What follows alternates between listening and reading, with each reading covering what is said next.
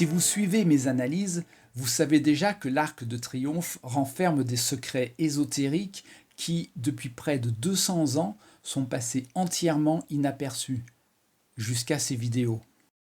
Dans les épisodes précédents, j'ai montré comment, dans son relief La Marseillaise, François Rude a dissimulé 2 scènes mythologiques et j'ai présenté 6 des signes du zodiaque qu'il y a cachés. Aujourd'hui, je vous révèle 2 nouveaux signes astrologiques cachés en plein jour et je propose une réflexion sur la manière dont François Rude a mis en œuvre l'ésotérisme dans sa sculpture. Commençons par rechercher la Vierge. Pour cela, voyons comment cette constellation est habituellement représentée. La voici dans le Miroir d'Uranie, un jeu de cartes astronomiques publié à Londres en 1824, et la voici dans l'Atlas uranographique de Johannes Hevelius, publié au XVIIe siècle. Ses caractéristiques sont évidentes. C'est une femme parée de grandes ailes d'oiseau. Immédiatement, notre attention se porte sur la victoire du haut-relief, car c'est aussi une femme ailée. Seulement voilà, des victoires, il y en a sur de nombreuses sculptures. Par exemple, en voici une sur un monument aux morts à Dijon et une autre sur la colonne de la Victoire à Berlin. Et elles ne représentent pas la Vierge. Alors, comment nous assurer que la victoire de la Marseillaise est le signe zodiacal que Rude voulait nous communiquer ? C'est le moment idéal pour marquer une pause et s'interroger sur une difficulté fondamentale de l'ésotérisme. L'enjeu est clair, transmettre un message à un cercle restreint d'initiés sans que le reste du monde, les profanes, ne s'en rendent compte. Le secret doit donc être discret, presque invisible. Mais plus le message est discret, plus il perd en évidence. On court alors un risque que les initiés eux-mêmes ne le perçoivent pas, ou bien qu'ils ne soient jamais sûrs de l'avoir vraiment perçu. Peut-être ne font-ils que projeter du sens là où il n'y en a pas. François Rude trouve une manière élégante de résoudre ce problème. Il ne se contente pas d'un seul signe caché. Il multiplie les indices, lesquels se renforcent les uns les autres. Pris isolément, chacun de ces indices pourrait passer pour un simple hasard. Mais lorsque l'on considère l'ensemble, le doute s'efface. L'initié comprend qu'il ne rêve pas et qu'il suit bien la piste que le sculpteur lui a tracée. Prenons un exemple. Dans les épisodes précédents, nous avons vu que Rude voulait que l'on reconnaisse dans le grand guerrier de son relief la figure de Zeus. Nous sommes convaincus de ne pas nous tromper, car l'artiste a laissé plusieurs indices qui, une fois rassemblés, dissipent toute incertitude. Premier indice, le visage du guerrier ressemble à celui des statues antiques de Zeus. Ce n'est pas suffisant pour l'identifier, car ce type de visage pourrait convenir à d'autres personnages, Poséidon ou Héraclès notamment. Deuxième indice, la posture du guerrier est caractéristique de Zeus brandissant son faisceau d'éclairs. Encore une fois, ce n'est pas concluant, car Poséidon est parfois sculpté dans la même pose, tenant son trident. Troisième indice, le genou de la victoire placé derrière la tête du guerrier évoque la naissance d'Athéna sortant du crâne de son père, mais cela pourrait n'être qu'un hasard de la composition, sans intention de la part de l'artiste. Quatrième indice, Rude a gravé sur le bouclier, situé au pied de son guerrier, un symbole souvent associé à Zeus, un lion. Bien sûr, on pourrait objecter que ce n'est qu'un simple détail décoratif. Mais lorsque l'on considère ces 4 indices ensemble, le doute n'est plus raisonnable. Il est évident que c'est Zeus sur la sculpture. Mais ce qui constitue peut-être la preuve la plus décisive, c'est que l'identification du guerrier à Zeus éclaire d'autres éléments et apporte une cohérence à l'ensemble.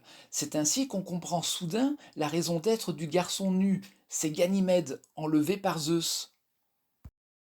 Revenons maintenant à la constellation de la Vierge et à notre hypothèse, c'est-à-dire que la victoire en serait la référence discrète. Les ailes d'oiseau ne suffisent pas à le prouver. Il nous faut d'autres indices. Comme nous connaissons désormais l'intérêt de Rude pour la mythologie grecque, tournons-nous à nouveau vers elle. Et en particulier, intéressons-nous à la divinité qui devint la constellation de la Vierge, Astrée. Il est dit que quand l'humanité est devenue corrompue, à l'âge du fer, elle quitta la terre et Zeus la plaça dans le ciel sous la forme de la constellation de la Vierge. Pourrait-on lier la femme en haut du relief à Astrée ? Eh bien, sachez que cette divinité personnifie la justice. Or, la justice personnifiée est traditionnellement une femme tenant une épée. Et notre victoire brandit justement une telle arme, ce qui en soi est inhabituel, car les victoires tiennent normalement des couronnes de laurier ou des palmes. L'épée de cette victoire serait-elle celle de la justice? Remarquons alors ce motif discret gravé sur le fourreau. Vous le reconnaissez?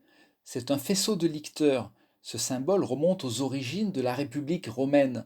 Des baguettes assemblées autour d'une hache et liées avec des lanières de cuir croisées. Il représentait l'impérium, le pouvoir de punir, les verges pour la flagellation et la hache pour la peine de mort. Il incarnait ainsi la justice rendue.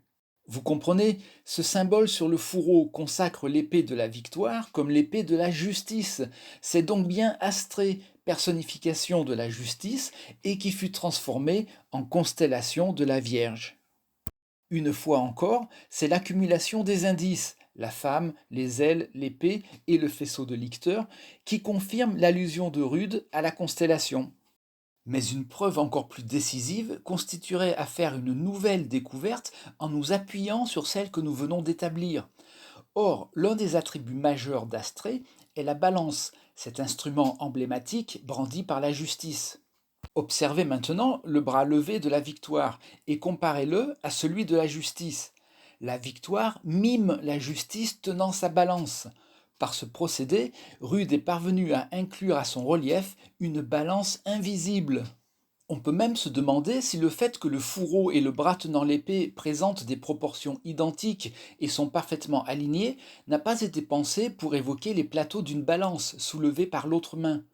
Dites-moi dans les commentaires ce que vous en pensez. Dans tous les cas, quand Astrée devint la constellation de la Vierge, son attribut se mua lui-même en signe céleste, la balance. Ainsi, Rude nous glisse une référence cachée à un deuxième signe astrologique, tout en confirmant le premier. Nous avons maintenant repéré, au total, 8 signes du zodiaque dans la Marseillaise. Pouvez-vous identifier les signes restants par vous-même? Laissez vos suggestions dans les commentaires. Je devine la question que vous vous posez certainement. Pourquoi Rude a-t-il caché des signes astrologiques dans un relief censé rendre hommage aux soldats de la Révolution? La réponse apparaît lorsqu'on réalise que ces signes ne sont pas la seule chose que l'artiste a dissimulée, loin s'en faut. Tout cela, je l'explique en détail dans mon livre La remarquable découverte de l'amie Ursule, disponible sur Amazon en brochet et e-book Kindle.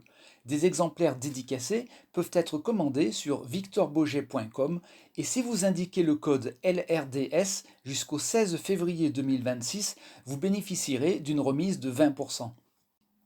Si cette vidéo vous a plu, commentez, n'oubliez pas le pouce en l'air et si vous souhaitez être informé quand j'en poste de nouvelles, abonnez-vous et activez la cloche. Enfin, partagez ces découvertes avec vos amis passionnés de symbolisme caché et de mystère. Merci pour votre attention.